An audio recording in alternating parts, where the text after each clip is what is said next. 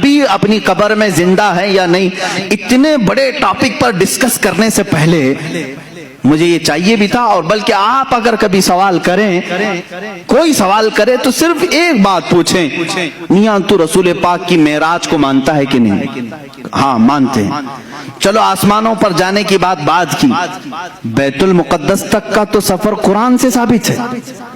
سبحان الذي اسرى بعبده ليلا من المسجد الحرام الى المسجد الاقصى، مسجد اقصی تک کا سفر قرآن سے ثابت ہے، اتنا تو مانتے ہو۔ مسجد اقصی میں کیا ہوا تھا؟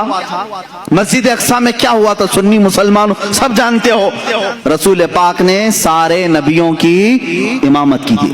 کتنے نبی؟ آدم علیہ السلام سے لے کر عیسیٰ علیہ السلام تک جتنے نبی تھے ان سب کی حضور نے امامت کی تھی۔ مجھے یہ بتاؤ، یہ 1,24,000 کم و بیش جو نبی آئے تھے وہ کب کے نبی تھے؟ وہ کب کے نبی تھے؟ کیا رسول کے زمانے کے نبی تھے؟ وہ صحابی نہیں، ان کی وفات ہو کر کسی کی 4,000 سال، کسی کی 3,000 سال، کسی کی 2,000 سال، کسی کی 500 سال، سینکڑوں سال پہلے وفات پائے ہوئے سارے نبی مسجد اقصی میں حضور کی اقتداء میں جمع ہیں۔ وہاں ابراہیم و اسماعیل بھی ہیں، داؤد و سلیمان بھی ہیں، موسیٰ و عیسیٰ بھی ہیں علیہم الصلاۃ والتسلیم۔ نادان جب تم معراج کے واقعے میں یہ جانتا ہے نبی ان تمام نبیوں کی امامت کر رہے ہیں جو بہت پہلے فوت ہو چکے تھے، وہ زندہ ہو کر آئے بھی اور حضور کے پیچھے نماز بھی پڑھے، اب بتا جو ان تمام نبیوں کی امامت کیا ہے وہ کیسے مردہ ہو سکتا ہے؟ خود میرے آقا فرماتے ہیں معراج کی سفر پر میں جب جا رہا تھا میں نے نظر کیا موسیٰ علیہ السلام کی قبر پر۔ حضور فرماتے ہیں موسیٰ علیہ السلام کہاں کہاں ہیں؟ یہاں بیت المقدس میں بھی ہیں، آسمانوں میں بھی ہیں، اور حضور کی ایک حدیث یہ بھی ہے میں نے سفر میں موسیٰ کی قبر کی طرف دیکھا، موسیٰ علیہ السلام کو اپنی قبر میں کھڑے ہو کر نماز پڑھتے ہوئے میں نے دیکھا۔ حضور کیا فرما رہے ہیں؟ کھڑے ہو کر نماز پڑھتے ہوئے میں نے دیکھا۔ یہ حدیثیں ہیں میرے عزیزو۔ اب مجھے بتاؤ نماز کون پڑھتا ہے، زندہ یا مردہ؟ نماز کون پڑھتا ہے؟ ارے مردہ ہو تو اس کی پڑھی جاتی ہے اور زندہ اپنی پڑھ رہا ہوتا ہے۔ اور اللہ کے نبی فرما رہے ہیں موسیٰ علیہ السلام کو میں نے قبر میں نماز پڑھتے ہوئے دیکھا۔ جب موسیٰ اپنی قبر میں نماز پڑھنے کے لیے زندہ ہے، میرا عقیدہ یہ ہے تو زندہ ہے واللہ، تو زندہ ہے واللہ، میری چشم عالم سے چھپ جانے والے۔ رسول کریم صلی اللہ تعالیٰ علیہ وسلم کی حیات طیبہ کے لیے بہت ساری دلیلیں ہیں، خود احادیث سے ثابت ہیں۔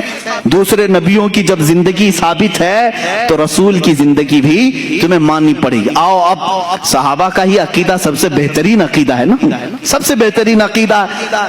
ماں عائشہ صدیقہ رضی اللہ تعالیٰ عنہا کا عقیدہ پوچھتے ہیں، آپ کا عقیدہ کیا ہے رسول کے متعلق؟ سنیں، جب رسول کریم صلی اللہ تعالیٰ علیہ وسلم وفات پا گئے، حضور پاک صلی اللہ تعالیٰ علیہ وسلم کی وفات ہوئی، آپ کا دفن، آپ کی تدفین کہاں ہوئی؟ وہ حجرہ عائشہ ہے، حضرت عائشہ صدیقہ کا وہ مکان تھا، اسی میں وہ آرام فرماتی تھی۔ حضرت عائشہ کے حجرے میں حضور کی تدفین ہوئی، سب کو معلوم ہے۔ حضرت عائشہ صدیقہ کے پاس ہی چابی رہتی تھی، حضرت عائشہ کمرہ کھولتی تھیں، کمرے کے اندر جاتی تھیں، صفائی کرتی تھیں۔ چند سالوں کے بعد حضرت ابو بکر صدیق کا وصال ہوا۔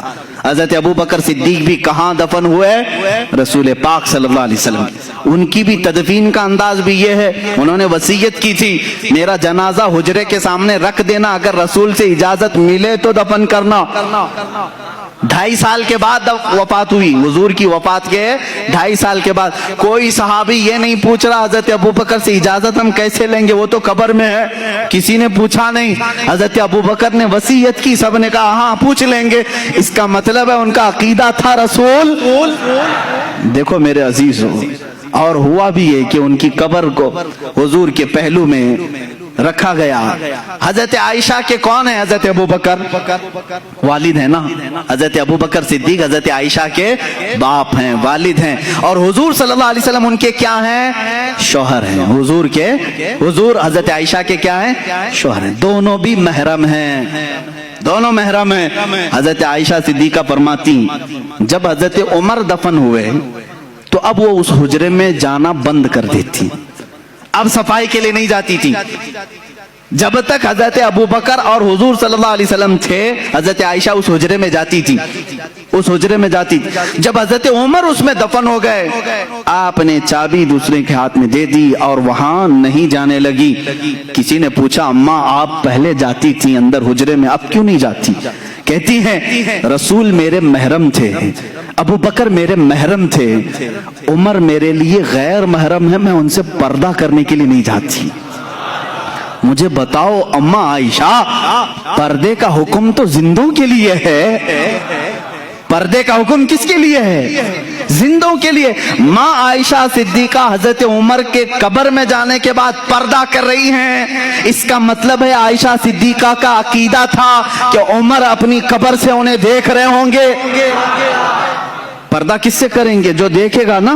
حضرت عمر جب حضرت عائشہ کو دیکھ سکتے ہیں, اللہ کے رسول اپنی قبر سے پوری امت کو کیوں نہیں دیکھ رہے ہوں گے؟ اے میرے عزیزو, یہ عقیدہ صحابہ کا ہے, ایک دو نہیں, اور بھی چیزیں میں تمہارے سامنے رکھوں.